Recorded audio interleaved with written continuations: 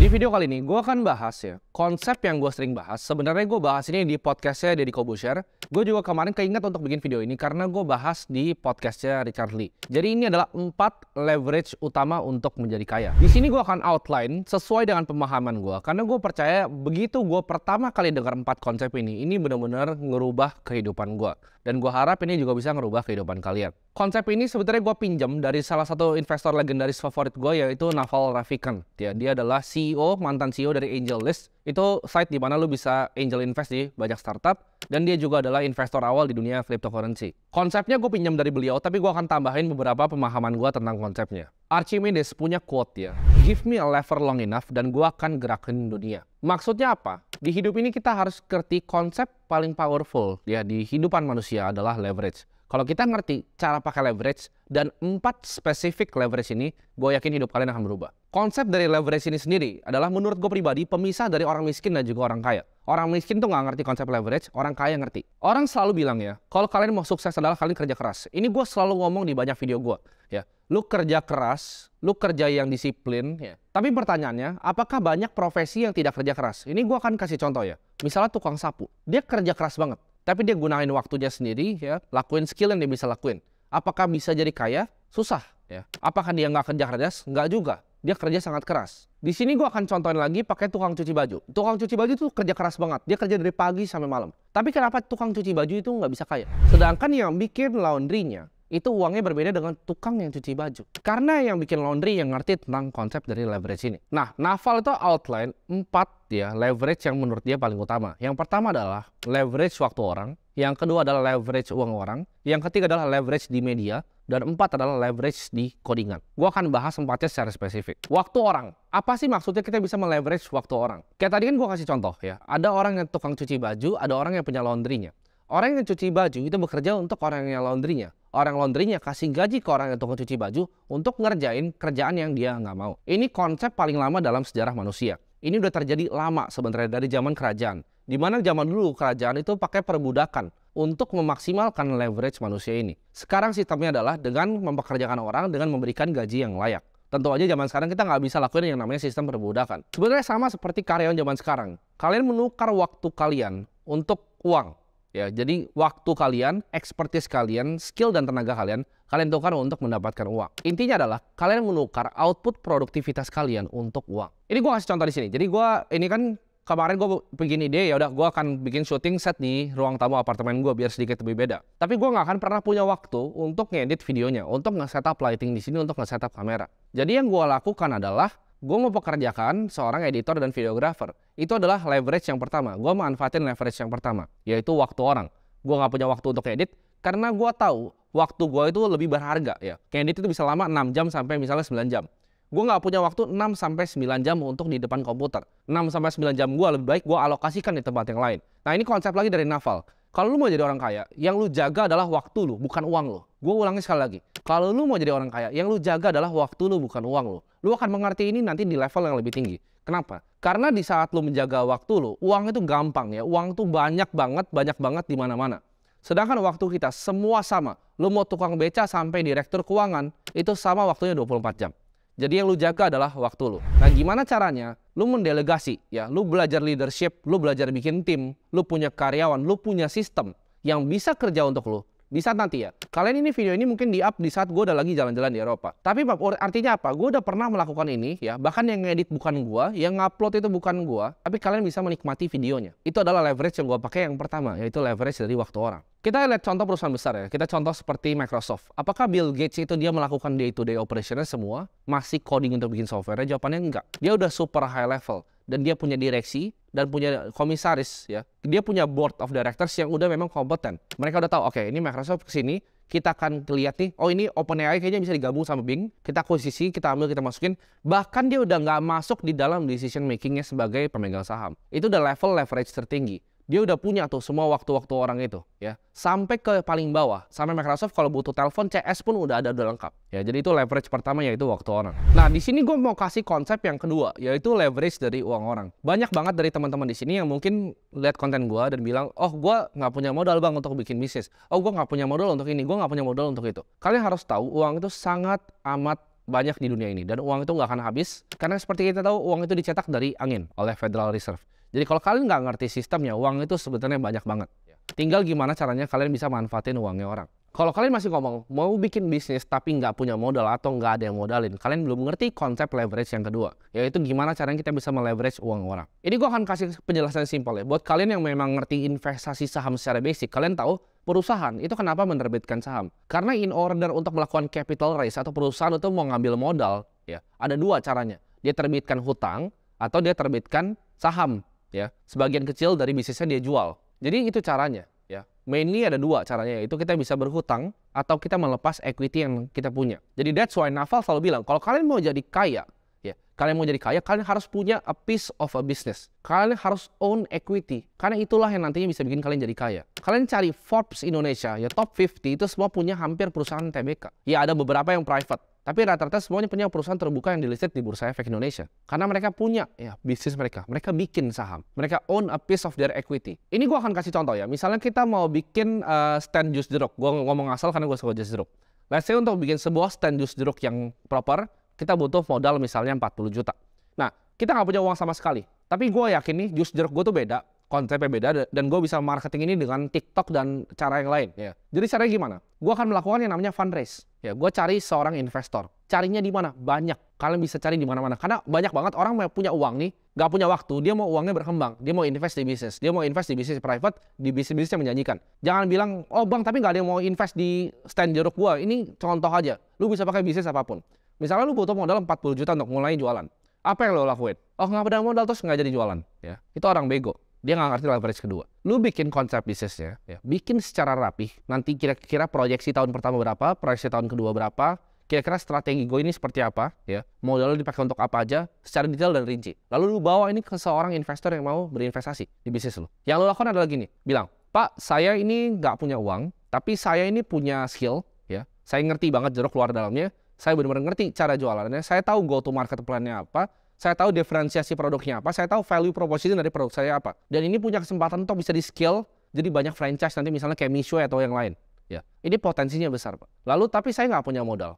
Dan saya butuh startup capital 40 juta untuk mulai ini. Gimana kalau kita partneran? Jadi saya dalam mayoritas, jadi saya pegang misalnya 50% atau kita bagi dua, Pak. Ya kita saham 50%, 50%. Bapak chip in dengan 40 juta, Bapak dapat 50% saham dari perusahaan saya. Nah itu valuasi perusahaan lu langsung 80 juta. Ya. Itu gimana caranya kita bisa manfaatin uang orang walaupun kita belum punya uang, kita bisa bikin bisnis. Jadi kita lepas 50% saham kita kasih ke dia di atas kertas, tanda tangan, dapat 40 juta kita mulai. Begitu sesuai dengan proyeksi kita bagi dividen sesuai kita janjikan ke investornya. Jadi win-win untuk dua-duanya. Dia punya uang nganggur, ya, lu punya skillnya, lu punya namanya sweat equity atau equity keringat.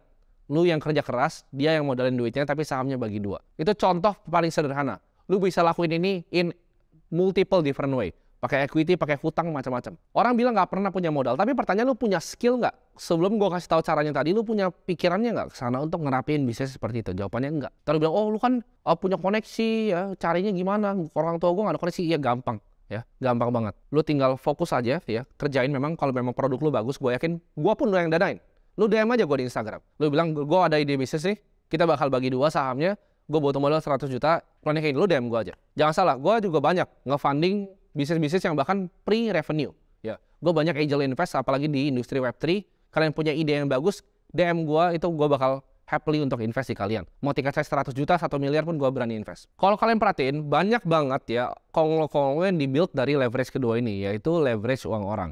Kita contoh ya, perusahaan yang lain. Ini kan tadi jus jeruk. Contohnya misalnya perusahaan asset management company, ya. Gue punya skillnya, ya. Gue pun nggak punya duitnya, gue punya skillnya sebagai manajer investasi. Gue punya perusahaannya, gue punya sertifikasinya. Oke, lu mau nggak titip duitnya di gue? Gue yang investasikan secara fiduciary di saham-saham yang gue pilih. Dan kalau misalnya memang ini kan, gue nggak bisa janjiin ya returnnya, tapi gue akan minta 2% dari total aset lu sebagai management fee untuk gue kelola uang lu. Nah itu apakah bukan leverage kedua? MI itu nggak pakai duit dia sendiri loh, dia pakai duit orang, triliunan. Dia ambil duit orang nih 100 miliar, atau yang kecil-kecil 5M, 1M, 10 juta, 100 juta. Totalnya misalnya dari 5 triliun, dia ambil 2% setiap tahunnya.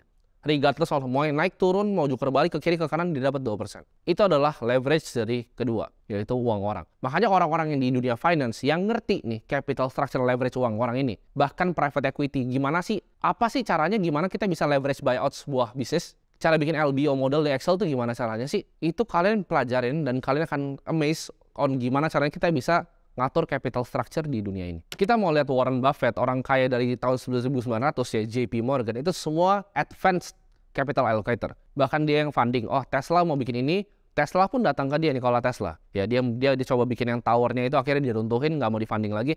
Itu semua capital allocator uangnya. Oke, kita udah bahas leverage pertama dan kedua. Itu mungkin cukup straightforward, itu waktu orang dan uang orang. Nah, lo kan bingung, kenapa gue jawabannya media? Sama. Jadi, kalau kalian tanya, ngapain sih sebenarnya gue bikin kayak gini? Agenda gue tuh sebenarnya apa sih di belakang ini? Gue itu dulu orang yang nggak pernah pengen muncul di sosial media sama sekali. Sama sekali loh. Gue sama sekali nggak mau muncul. Sampai gue ngeliat, itu tiba-tiba ada Kylie Jenner, jadi orang billionaire termuda di dunia. Gue pikir, anjrit, ini orang bikin lipstick jualan pakai sosial media. Gue lihat lagi ini berkali-kali, ya. Ini berkali-kali.